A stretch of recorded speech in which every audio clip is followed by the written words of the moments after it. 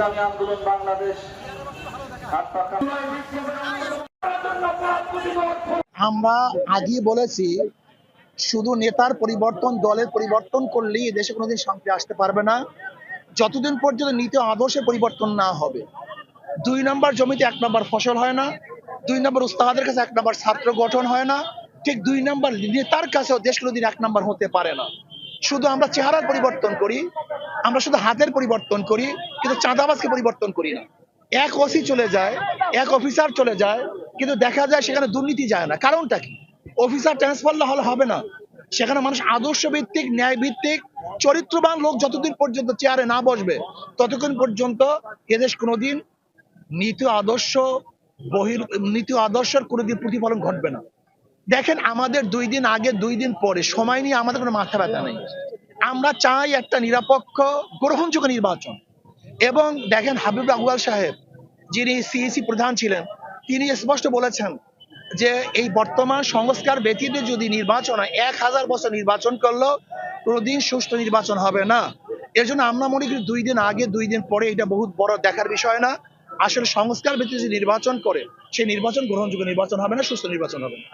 Peer নির্বাচন চাই, এর জন্য আসলে তো বিএনপিও জাতীয় সংসদ গঠন করতে চায়। আর জাতীয় সংসদ গঠন করার জন্য প্রয়োজন কি? সবাইকে মিলে, আর সবাই সংসদে যাওয়ার সবচেয়ে উত্তম পদ্ধতি হলো পিয়ার।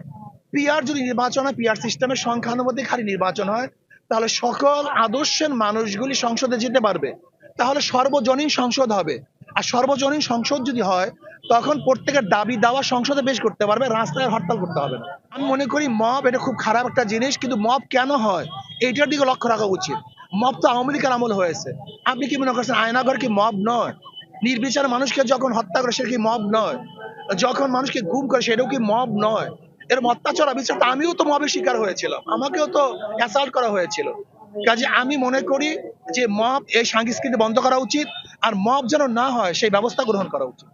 দেখতেছেন সাংবাদিকদের প্রতিদিনের আমরা নিউজে কি দেখছি, বাংলাদেশে মানুষ ব্যবসা করতে পারতেছে না, আমাদের মা বোনদের ইজ্জত দিয়ে তারা ঘরে থাকতে পারতেছে না, আজকে যুবক সন্তানরা তারা থাকতে পারতেছে না।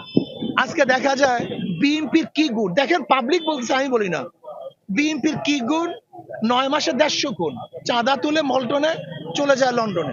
আমি বলছি না, কিন্তু এটাকে দেখার জন্য আমরা আন্দোলন করেছিলাম, সংগ্রাম করেছিলাম। আমরা চাই এই দেশ শান্তি হোক, সবার অধিকার বাস্তবায়ন হোক, পুরো ব্যবসায় প্রত্যেক মানুষ যেন চাঁদাবিহীন এক মুক্ত জীবন যাপন করতে পারে, আমরা সেরকম দেশ চাই। দেখেন, ইসলাম দেশ মানবতার কল্যাণের জন্য, ইসলাম দেশ মানবতার কল্যাণের জন্য যারাই জোট করবে আমরা তাদের সাথে একত্রিত হয়ে আমরা নির্বাচনে অংশগ্রহণ করতে চাই। এখন যে পরিবেশ আছে তা তো অবশ্যই সম্ভব না। এর জন্য আমরা মনে করি এই সরকারের অধীনে এই সরকার কি নিরপেক্ষ নির্বাচন উপহার দিতে পারবে কি না, এর জন্য স্থানীয় নির্বাচন আগে দেখা উচিত, টেস্ট কেস।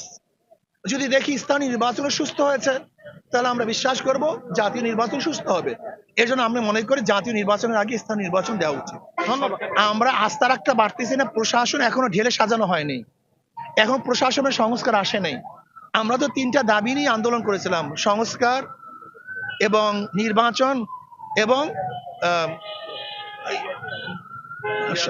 না যাই হোক, সংস্কার করা চাই, সংস্কার বিচার নির্বাচন, সংস্কার বিচার নির্বাচন, এই 3 দাবিকে সামনে নিয়ে আমরা আন্দোলন করেছিলাম।